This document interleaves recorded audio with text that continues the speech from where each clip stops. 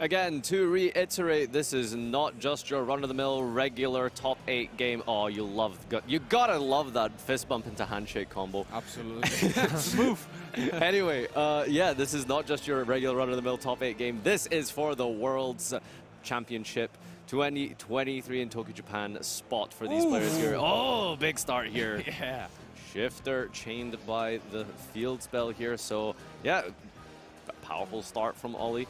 And sometimes, maybe occasionally, this deck does sometimes struggle with a little bit of the consistency here, but picking up that unicorn and going to begin with our combo for the Kashtira deck. And I think this is paying off a lot for Oliver this weekend, because we haven't seen our players relying on the Dimension Shifter in the main deck so far, while instead he decides to go for it, and honestly, up until now it is working very well, especially because like his opponent is unbranded.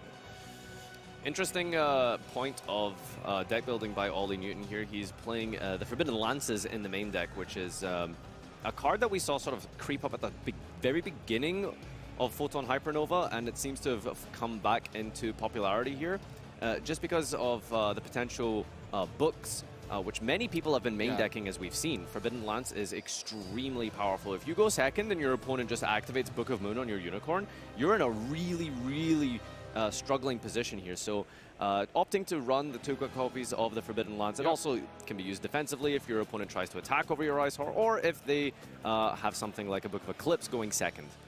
Interestingly, here Oliver is also one of the few duelists using Tier 11 Kashtira, which he just added to the end.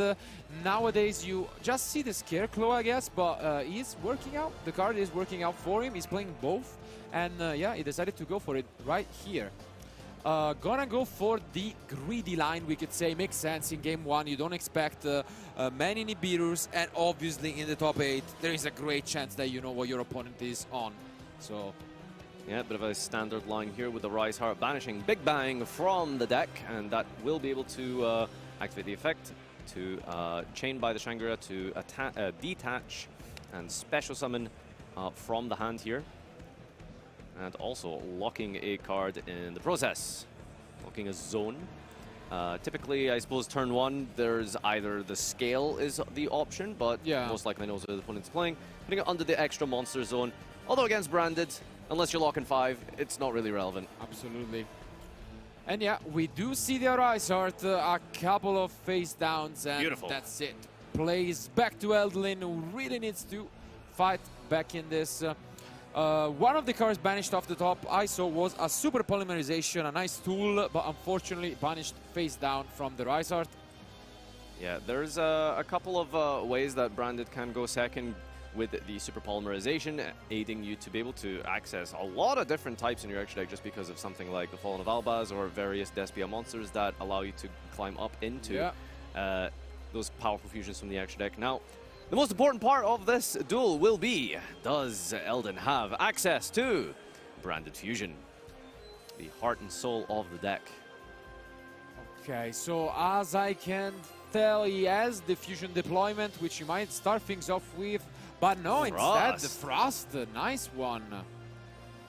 Not really popular in this deck, I guess, but with some new addition, such as, let me check, is he playing the Trap card or just in the side deck? The new Fusion, no, he's not. So just as an engine. Thrust is the first time we've seen this activated, I think, for our coverage so far this weekend, and we didn't really get to talk about it too much, but it is an incredible addition to I suppose the staple repertoire that players can often choose between main decking, side decking. Oftentimes, it's very likely your opponent just activates a card effect on their own turn, and going second, you can you know, dig for either a card that you need as part of your engine, or you can go for more defensive options, as Eldon has gone for here with the talents being picked up, which shouldn't be too difficult to turn online here. Yep, there it is. Is he actually playing Zeus in his branded deck? That would be a shock, but... No, it's not. No, right? Not. Yeah. Okay. Now that would be something. Yeah, stealing the Rise Heart. But this is amazing. Yep, he gets to steal the Rise Heart. A response may be coming from Oliver on what seems to be impermanence. Okay. Okay. Why do you think he's using Imperm on his own Rise Heart? No, the impermanence negates, but there is a shifter which gets banished. He probably just wanted to prevent the third material from being under there, I guess. Yeah, to force out the Fenrir. But now, as you can see, we are going for Cartesia. And we also have Branded opening, so there is the ability to get into Aliber for the Branded Fusion if so necessary. Now, typically, don't forget, there's a Dimension Shifter in play here. So every card will be banished. Branded opening has a nice little bonus effect in the graveyard to protect your fusions from being destroyed. But also Branded Fusion not being able to send to the graveyard. A little bit of a nuisance, but there's a lot of cards in the deck that do actually work quite nicely, despite the shifter. Yeah, remember that there is obviously the Fenrir alongside the planet, which means that once it resolves, you can use the effect to destroy another card thanks to the Shangri-La resolving. But let's see what Oliver decides to go for. Yeah, I think he's going for this Fenrir. Fenrir maybe banish Cartesia face down to force that Forcing out. it out. At the same time, it wouldn't obviously resolve, we can assume. But yeah, I think he allowed it. You allowed it, right? Yeah, okay. So now we see Branded Fusion, luckily not in the permanence column, and we are going to resolve that. Yeah, that'll be a bit of an incident. Players have gotten very accustomed to not activating cards in the same columns as cards their opponent has set. Seen that happen a few times at the highest level at the YCS. But here we are with Branded Fusion, dumping probably a Tragedy, can get a search if necessary. Yeah, you can get a lot of different ways. Obviously, even the Mercurier works out. Mercurier works, yeah. Yeah, so you have a lot of different options that you can play around with the shifter being resolved. All right, so most important of all is there's no Ash Blossom or response into the Branded Fusion. That is, again, the most important aspect of Branded. The ability to resolve this fusion is completely centralized around your deck's power. If your deck does not have a way to get to this card, it's very, very underwhelming here. So Eldon fortunate enough to pick this up here and just weighing up the options for what we go to. Notice as well that we are playing Red Eye's Dark Dragoon, which is a, shall we say, controversial figure in the community. There he is. Very powerful card. We see Dark Magician in the top 8 in 2023, and I'm already happy. I don't care. I don't care. Yeah, that's amazing. Yeah. All right, all of these effects will be resolving in a chain here with their Rise Heart, discarding with Lebellion for cost. Edgemp Chain as well being discarded. I think that should trigger when discarded into the Banish. And we are resolving the Lebellion, returning. There he is, Fallen of Albaz and Dark Magician into the deck. Yep.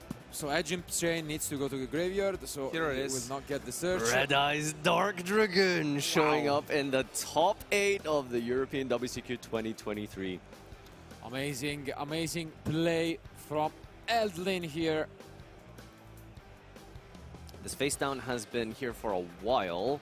I'm probably going to assume it's maybe one of those lances that Ollie has been main decking. Hasn't really come up just yet. Yeah, Red Eye's Dark Dragoon should be able to destroy one card.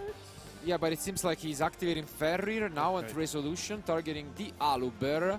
But Eldlin is not chaining Cartesia. Wow, and now we are going to get to see the planet also potentially activated after the Shangri-La resolves. Let's see if that's the case.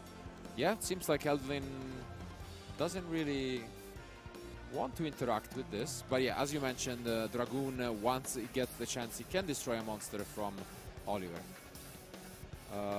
Yep, so the Cartesia is targeted from the planet.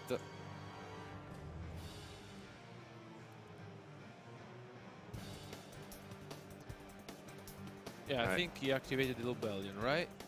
I changed yeah, to just go for a fusion summon the Cartesia. Let's see. Yeah, okay, that's what it. Yeah, so putting back the, or rather resolving the fusion with the Rise Heart, bringing out the Drake's Depilia to be able to negate a face-up monster, placing a Predator counter as well, reducing the level as well, which is extremely important.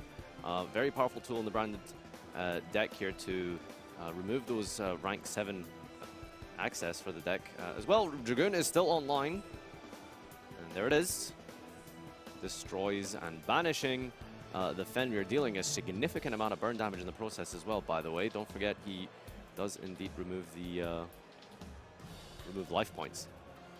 And also, we have mentioned this before, with the Red Dice Dragoon on the line, I think it's very difficult to deal with that, especially because, I mean, now here I think that Eldin navigated this very well, being under shifter.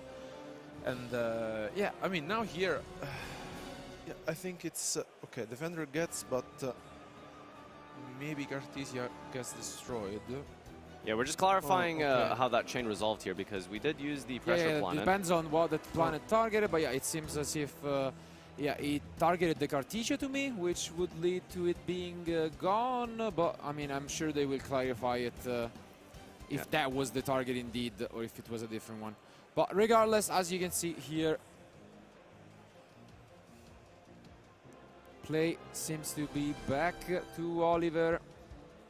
Yeah, I think they're just going through what was the target for Planet, which to me seemed like that, but maybe it was a different one and it just changed it to fusion someone with it. They're just trying to go through what happened there, absolutely. Okay, so Ollie's playing out here on the turn 3, and you can see that he's picked up an Ash Blossom from his hand, which, you know, even drawing into Ash Blossom and not opening against Branded can be pretty devastating, especially since you do want to be resolving a Branded fusion turn after turn. Okay, so I think the pressure planet must have resolved by the time that the Cartesia resolved. It brings out Drixtopelia and then the pressure planet target. I'm not sure if that's... Okay, yeah, it will be figured out now by our judges, but still here now it's back to Oliver, who is just considering whether to... Okay, I can see that they've managed to catch this here. Yeah, now they are just gonna go back to us while they fix the game state real quick, I guess. Obviously, what went down was that once the Fenrir resolved, the banishing the Aluber face down, the Shangri-La was activated to lock another zone, and then when that resolved, the pressure planet activated, targeting a card from the side of his opponent, Eldlin, which from my memory, should have been the Cartesia, and now they has been fixed, so Cartesia was supposed to be destroyed, which they briefly missed out on. But yeah, once Cartesia is destroyed, I guess we can resume to what was the previous game state with both the Dragoon and the Stapelia on the field. Just while our judges clarify and fix the game state here, we can just jump on over after this has been clarified, and it looks like it. We've resumed play. Yeah, it does look like we're back in this now. Okay, yeah, Ollie's turn 3 here is underway now, and we're checking our Banish Zone for our resources, looking at our extra deck for any potential different abilities, different monsters that we can go into to clear up this Dragoon. It's quite a difficult monster to out, and we are trying to... oh, that's the negate of Dragoon. Yeah, all right. Yeah, so discarding a card to negate and destroy, also gaining attack points in the process now. So this is now untargetable and indestructible with 4,000 attack points. Shifter's also had its effect wear off at this point still, so that won't be a concern for Eldin. And he passed, right? Did he just I think pass? Oliver passed. Yeah, unfortunately, he passed back to his opponent. And in the standby phase, he will activate the Shangri-La to special summon from deck, which allows him to potentially use his planet again. Obviously not that great of a decision at the moment. And the Dragoon is there, bossing around this Kashtira deck, it seems. Yeah, there's a really... it's very hard to out Dragoon for Kashtira. So Scareclaw, as you can see here, is one of the few ways to be able to out this. It actually has a pretty unique effect because it allows you to negate the effect of the monster while it battles continuously. It's not activated. Interestingly enough, it's one of the ways that you out the Pearly Noir because it is unaffected by activated effects, whereas Scareclaw is continuous. And so that's one of the ways in which Kashtira can deal with that. There's that Ash Blossom coming down on Patchwork. Last card in hand, which makes sense. We don't need to hold for anything here. And the graveyard's empty. We can't retrieve the Branded Fusion. We can't add back the card from our graveyard. So, yeah, there's not many options available to Eldon here. Just burn and destroy the Scareclaw, which thankfully has 0 attack points. So Oliver won't be taking any sustained damage here, but we will be attacking into the Shangri-La, protecting with its ability to detach. Are you surprised at all that he decided to then? I was going to suggest, yeah, because Scareclaw. now he can't use any of his... Yeah. No, what I mean is you can just get rid of the Shangri-La instead of the Scareclaw, right? Because the Shangri-La now summons from deck. Like, instead, what I would have done was probably leaving the Scareclaw instead, right? Which is more of a negative thing. Now you instead get to search your deck for whatever. It could be a Unicorn, it could be a Fenrir. So I think I would have attacked over the Shangri-La and then destroyed it with the Dragoon, maybe. But yeah, I think Eldon maybe a bit of a misstep there. Leaving your opponent up with a free special summon out of the deck is not ideal here, especially standby phase, searching out Rise Heart with the Fenrir. And now it's Dragoon against the Ward with pretty much 4 cards in hand, and only Dragoon with no cards in hand anymore for Endlin. But I mean, yeah. We're going to try find that out here, and there is a Rise Heart in the hand that we just searched out. Special summon, go for some rank 7 plays. Let's check out the extra deck. Let's see what we have as options here. Do we have any non-targeting abilities to get through this? Seems as if it's going to be very looking pretty slim. Yeah. Yeah, I mean, the best way to do it could also be, thanks to the Pressure Planet, you know, boosting the attack of all your monsters. Maybe you can find a way to attack over it by just destroying it by battle. Potentially, but remember Dragoon has also gained attack points from the negate. I think only 1, right? Yeah. 4,000, yep. So 500, I guess. That's 1,000, isn't it? 1,000, yeah. So it's 4,000 at the moment. Yeah, this is definitely not an easy task, but there are some ways that you can go for this. One of them, at the very worst case, could be the Zeus. Here's Rise Heart being recycled here, and remember, limited to 1. It's really hard to you know, maintain that Rise Heart, especially if it gets outed initially. So you have to do your best to recycle it as best as you can with the Theosis, I think that was. So putting that back into the deck here, and Shangri-La hasn't been activated this turn. So we can actually rank up into it if we need to at some point. Okay. Yeah, I think the Zeus is the way you clear this, it seems, for Oliver, but at a very high cost.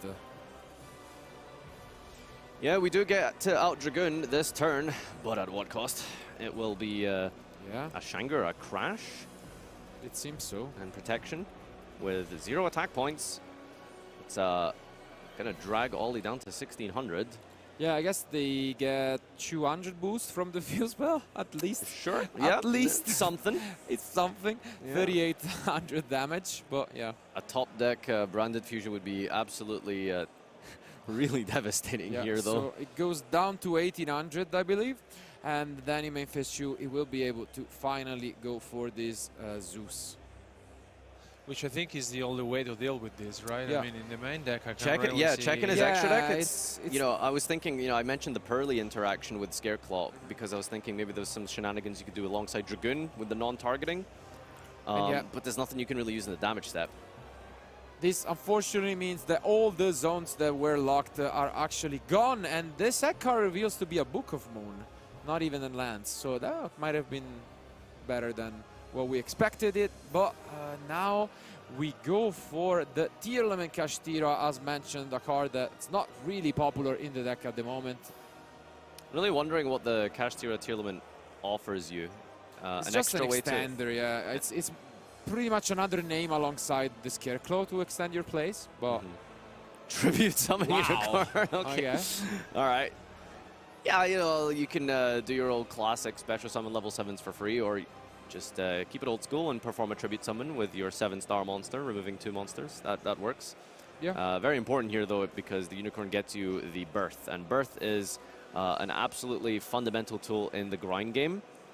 No, well played here by Oliver. Yeah. Gotta give it to him. Yeah, it's important, especially when you're depleted on resources here, to get access to Birth ASAP. And especially he already recycled, as you mentioned, the one Rise Heart, which means he has access to it again. And we've used Shangri-La this turn, so it should be quite easy to rank up into.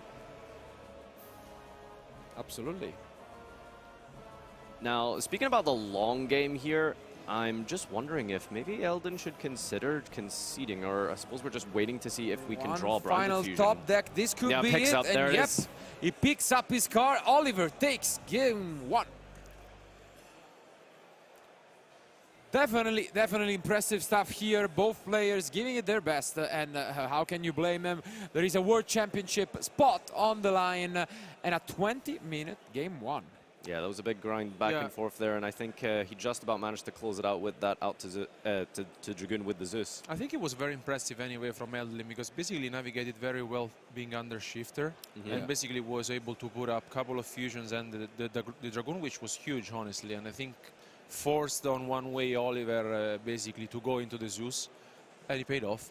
So it's yeah, it worked out in the end. I think, you know, if that shifter wasn't in play, there would have been a way to retrieve the Branded Fusion and give him a better turn turn 2 potentially. So it's yeah, that's the issue, right? Like, shifter is not completely debilitating for Branded. Yeah. But losing that Branded Fusion in the graveyard is not being able to recycle. Absolutely. Really strong. I'm not sure. At the same time, I feel like obviously one of the turning points was also the decision to leave that Shangri-La on the field, instead destroying the Scarecrow. I feel like that could have gone maybe not entirely different, but even that same turn, you force your opponent to use a lot more resources. They wouldn't have access to Ferrier.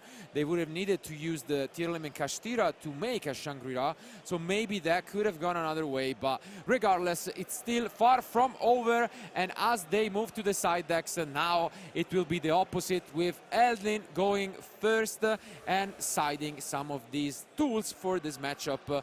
What do you guys suggest?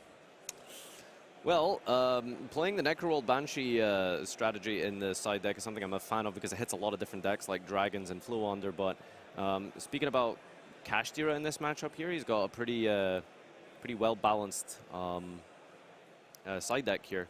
Is there anything in particular you see good useful in this matchup? The thing is that he's playing a Darkhold, but I mean, he's going first, right? So I mean, playing Branded, you really want to put on the field as many pressures as possible. You know, going with the Mirror Jade most likely, and the Branded in red.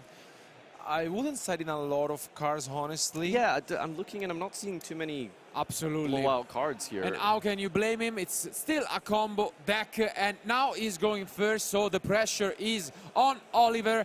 Our duelists are ready. Let's find out who the winner of Game 2 will be.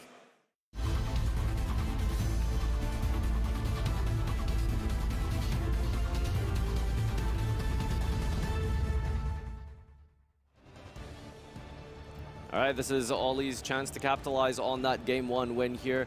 One game away for him to get to that World Championship. Elden gonna have to perform a bit of a reverse sweep here, as we're gonna line up and go first. Does Ollie draw Dimension Shifter? That's the question. Oh, why does? Wow. He's Shifter Bell? Shifter Bell Impermanence and Prosperity. And I think also Fenrir. Okay, all right. No, I can't tell. Okay.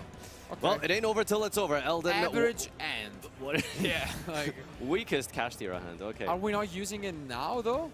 I feel like you really need to use it. Do you think you want to use it ASAP? Yeah, you saw talents in the main deck, and if they can use some of the cards that sent, like for example the Albion sends for cost, I think I would shotgun it in the draw phase. But yeah, he's waiting, and let's see if he gets punished by this. Normal summon of Cartesia, though. Can't quite make out if we have access to Branded Fusion in the hand here. Oof. Chain Dimension Shifter. And here the Shifter once again. An opening gets chained. Okay, worst case scenario, there is access to the Branded Fusion. Yeah, to the Branded Fusion. This is a really important chain as well, because the Albaz is now put into the graveyard. No, but the opening is the opening should be banished. Yep. Yeah. But so most important of all, Albaz is in the graveyard here because it was chained, which is really important because I think he's got a Branded in red in the hand. But conversely, Oliver has drawn Bell. yeah, it's gonna be a tough one, and now he gets to resolve the Cartesia. Luckily for him, banishing instead of sending to the graveyard what is obviously his card, the Tri-Brigade, which will allow him to search his deck. The courier, we could say. That was not an illegal fusion summon there. The Saranir and those should be banished. Yeah, banished. Okay. Are we A little bit of confusion here. I think he couldn't summon the Mad Dragon. Yeah. No, you can't. And also, those should have been in the grid. I guess Elda's just figuring out the materials here. Maybe he's overlaying. Now he's obviously going to get a warning, and hopefully it wasn't. It was the first one for him, because otherwise this could be obviously upgraded as well, as we saw in the previous match. But it should be the first that he has received for this tournament, from what I'm aware of. Which means that he can just, transition to a different play now. Okay, so the summon of the Mud Dragon was illegal, but do we? Yeah, we can just go back to us in the meantime while they check with our judges, of course. Important thing to note there is that if you activate the effect of Cartesia, the question is, do you have to fully resolve it if the initial summon that you made was illegal? That's kind of the question I think they're trying to resolve right now. No, you do, because it was activated as chain link 1, in a previous chain. So if you have no target, of course, that would be a game loss, even if you don't have any warnings.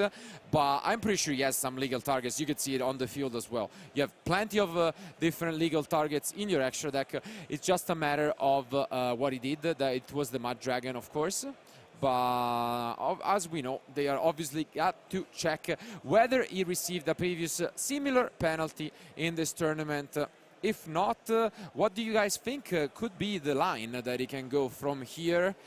Obviously not knowing that your opponent also has Ballad Impermanence, because that's crazy, Yeah, I mean, the dimension shifter here is massive. The branded fusion, I'm not sure what you really do when your opponent has you locked under shifter and potentially negates. So regardless of what you do, I'm not sure how really relevant it would be. I mean, Dragoon is a very powerful card in this matchup, right? If you can get Dragoon online early, that's pretty strong. That's probably the goal, especially because, I think that holding the Saronir and the Mercurial doesn't really help you out a lot in this situation, with also being on the shifter. So it's not gonna be easy, honestly.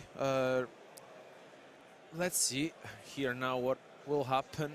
Likely. Yeah, basically for anyone who missed it out, so once you activated Cartesia, Cartesia allows you to fusion summon, but only level 8 or higher fusion monsters. So you cannot use it to make a Mud Dragon. But at the same time, he has different targets, as mentioned, with a hand composed of a lot of different tools. He could use the Bestial Saronir he has in his hand, as well as just the Aluber on field, which at the same time would be unfortunate, because if you use the Aluber as he was summoned in a previous chain, you miss out on the effect. You don't get to use the effect on a new chain, which... that's the important thing here, because like we saw, Branded Fusion, so important to get to. So if that doesn't resolve, then that's going to be an issue. So you can see our judge team here is just clarifying the situation to fix the game state and figure out just exactly what's happening here. Do we have any legal targets for Cartesia plus Saronir? Potentially. I guess we can take a look at this extra deck. But I think that's really important, because you need this Aluber to resolve. That's the most important fundamental thing here. The thing is, you have so many. Even just the Grand Guignol you can always summon, right? Yeah, with any light or dark. So you can go for the Grand Guignol at any time. Worst case scenario, he should be able to access Branded Fusion. That's the most important thing. How do you think about this matchup in general? Do you believe it's sort of balanced? Do you think any deck has one sort of favored outcome? I think that in general, Oliver was advantage in this kind of matchup because he was main decking the shifter, which of course, is a 3-off. But in general, if you draw it in game 1, is of course super impactful. Having both Kashtira and Braddin on the line, I think it's of course like kind of tough for the branded deck. But in general, I think he can play it out very well. We have seen Eldrin this week, and I've seen also him playing at our matches. It's very good player. The thing is, based on engine, maybe that could be the case, but unfortunately for you guys, I bring bad news for fans of the branded deck. Unfortunately, Eldrin was upgraded as for previous penalties to a game loss, which makes it so that the end of the top 8, and the winner is Oliver Newton with a 2-0 victory. He is the one who most likely now qualified for the World Championship later on this summer in Tokyo. What a way, of course, emotions will be a lot, and as we will go through the remaining top 8 matches for you guys, we will be able to showcase the entire team, the entire roster that will be representing Europe at the World Championship 2023. Yeah, massive congratulations to Oliver Newton. You know, like we said, a very accomplished player, two-time national champion. Maybe he gets to add world champion to his repertoire. That would be an amazing accolade to take away from this. Especially, but before he does that, obviously there are 2 more matches remaining for the day, because surely it's an amazing accomplishment to qualify for the World Championship, but don't lose your focus. You can still become European champion, and that is a huge accomplishment to do, especially with a field and a top 8 that is so stacked as the one that we have today. Regardless, guys, thank you for being with us. But before we go, yes, yeah, okay, we've got end of phase response. I have a response I'd like to. Okay. So before you leave us here, this is our first of all our last match that you'll be seeing from us here in Team Italy / Scotland. Of course, we'll have the top 4 and final coming your way very shortly. But we have a giveaway just before to end off. So I have the final card to reveal here. It is. Give me a second. Bourreibes du Nouvel. Bourreibes du Nouvel. So. Check the social media links in the comments, or in the chat, sorry, in YouTube or on Twitch, wherever it is you may be watching. Fill out the Google form with all 10 cards that you've seen this weekend, and you can join that giveaway.